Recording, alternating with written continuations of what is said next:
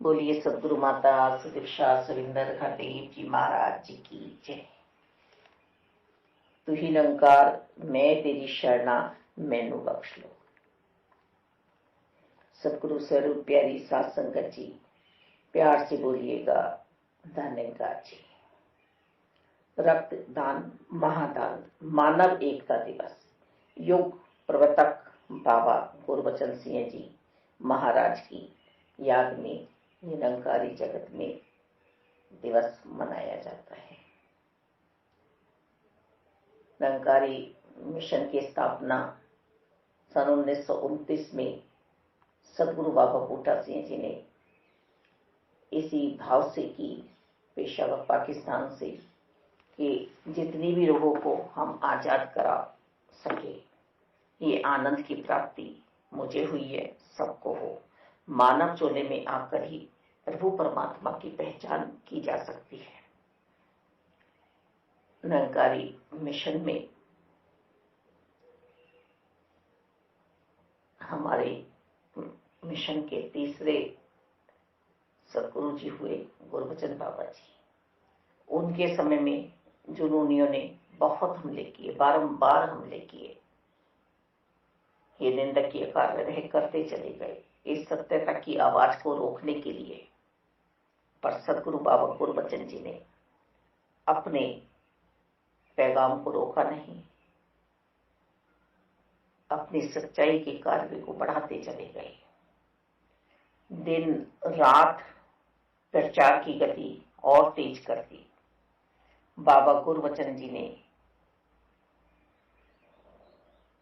कहा, फरमाया कि ये सत्यता की आवाज है, ये रुकने वाली नहीं है। इस ब्रह्म ज्ञान की दात को घर घर पहुंचाना ही दास का उद्देश्य है। अपने अंदर सदगुरु बाबा गुरबचन जी ने दैवीय गुणों को समाहित किया हुआ था। दिव्य तेज था, मीठी वाणी थी, पूरा जीवन मानवता को समर्पित था। जुनूनियों के घातक हमले, कोर्ट कचहरी, हिंसा ने भी बाबा जी के कदमों को नहीं रोका।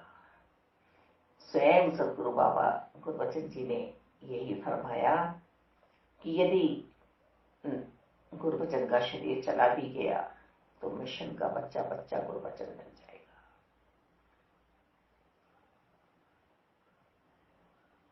जुनूनियों ने बारंबार हमले किए, कई शरीर भी गए, घायल भी हुए,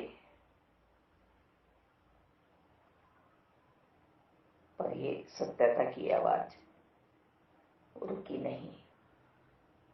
मिशन बुलंदियों पर पहुंचा। गुरु कोई शरीर नहीं होता है, गुरु निरंकार होता है। निरंकार जब चाहे जिस घट से ये सेवा ले सकता है। बाबा जी को पता चल चुका था कि अगर मिशन को आगे बढ़ाना है तो ये कुर्बानी देनी पड़ेगी। गुरु जानी जान होता है, तीनों कालों का ज्ञाता होता है। गुरु अपना शरीर त्याग कर नए शरीर से ये काम लेता है।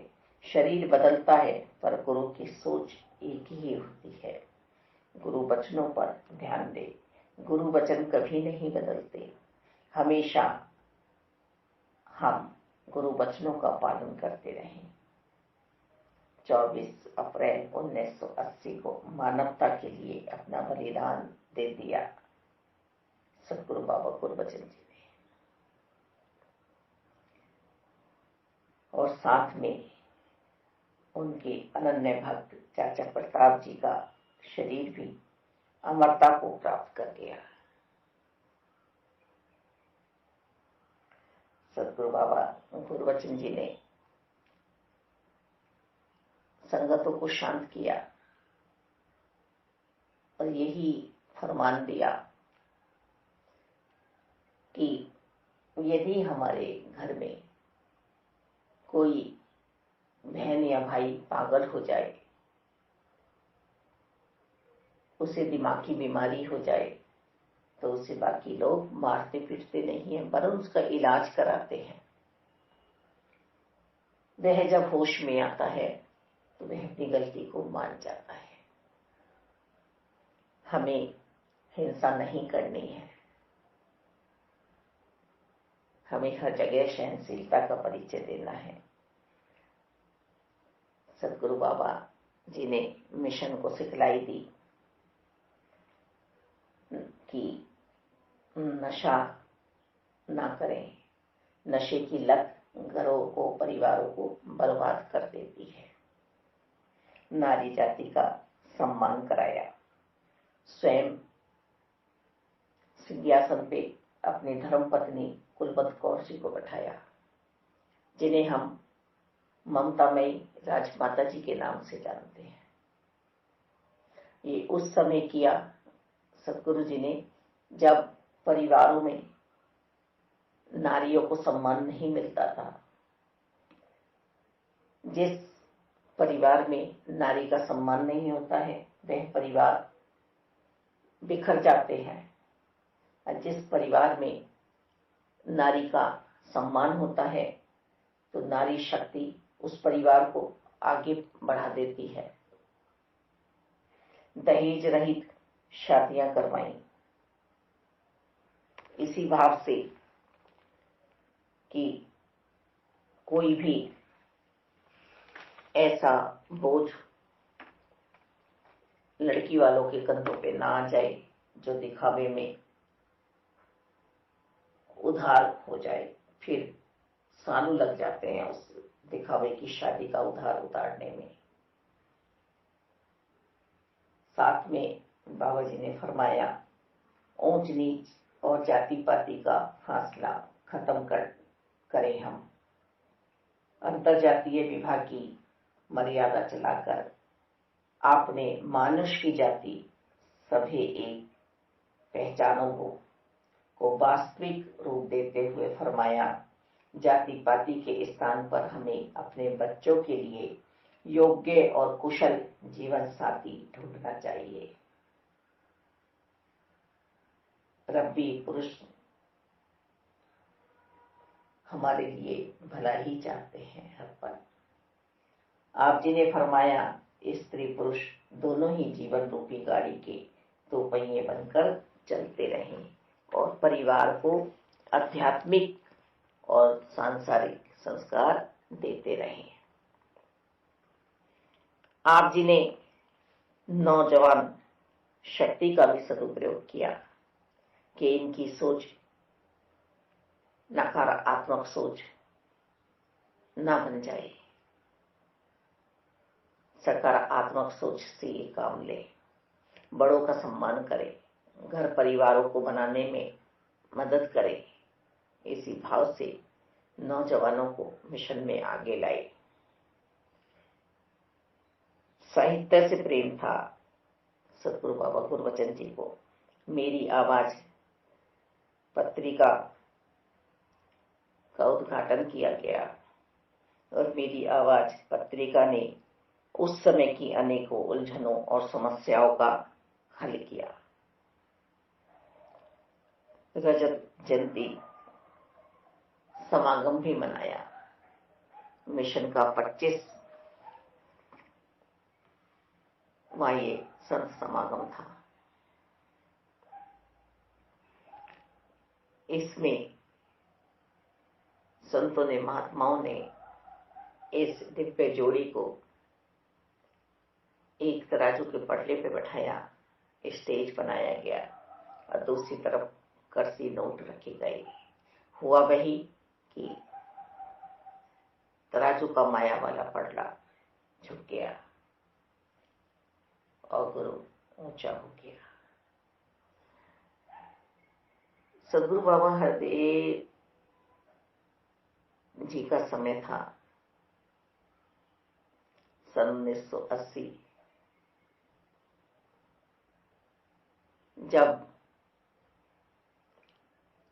संगतों ने ये कहा कि हम हिंसा का बदला हिंसा से लेंगे।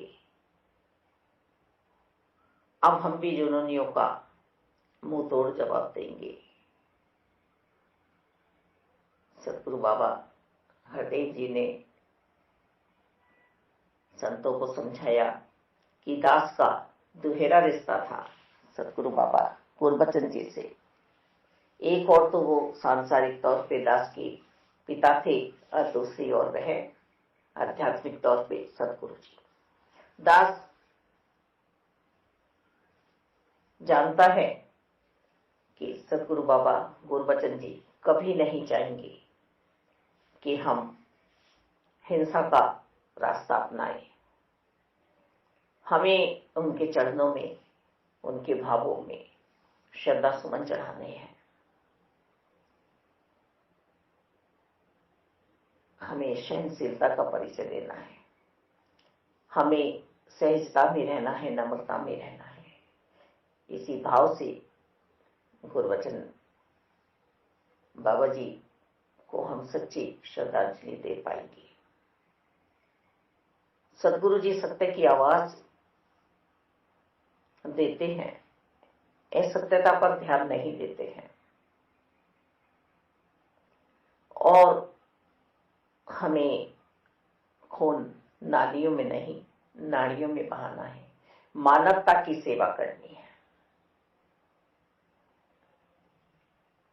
तभी से ही निरंकारी मिशन में ये रक्तदान शिविर लगने लगा, इसी भाव को लेकर कि खून बनावटी नहीं बनाया जा सकता। खून तो मानव का मानव के काम ही आता है और जब हमें ब्लड चढ़ता है तो हम पूछते नहीं हैं कि किस जाति के मानव का ब्लड आप मुझे चढ़ा रहे हैं, ताकि को स्वयं चढ़ाए, बस ब्लड चाहिए। और ये पूरे ही निरंकारी जगत में 24 अप्रैल को त्योहार मनाया जाता है। कहाँ तो ये शहीदी दिवस होना चाहिए था। आज हम सब सतगुरु बाबा गुरबचन जी की याद में रोते कुल्लाते, पर आत्मा को सत्यता की पहचान दी। आज इस मानवता के मिशन को हम मानव एकता दिवस के नाम से मना रहे हैं। हम सभी मानव जाति का कल्याण करने के लिए निरंकारी मिशन में सेवाएं चलती रहती है। यहाँ जीवन दान दिया जा रहा है, साथ ही साथ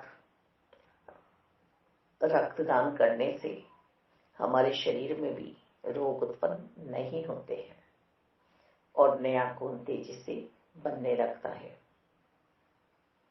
डॉक्टर भी यही समझाते हैं। हम सब एक ही परमपिता परमात्मा की संतानें हैं। यही सतगुरु बाबा गुरबचन जी ने हमेशा हमें पैगाम दिया कि हम आपस में बटे हुए नहीं हैं। हम धर्मों के चक्कर में पड़ के अपने आप को नुकसान पहुंचा देते हैं। इंसान आया था सबका भला करने के लिए। सतगुरु बाबा गुरबचन जी ने बचपन से ही आध्यात्मिक माहौल देखा। सतगुरु बाबा गुरबचन जी ने अपने परिवार में भी, अपने संतानों को भी आध्यात्मिकता के साथ साथ सामाजिक संस्कार भी दिए और सामाजिक पढ़ाइयों के साथ आध्यात्मिक पढ़ाई भी कराई। एक को जानो, एक को मानो, एक हो जाओ, इंसानियत के धर्म को अपनाओ, यही उद्देश्य लेकर निरंकारी मिशन प्रगति कर रहा है। देश विदेशों में भी प्रचार सतगुरु बाबा गुरबचन जी ने किया।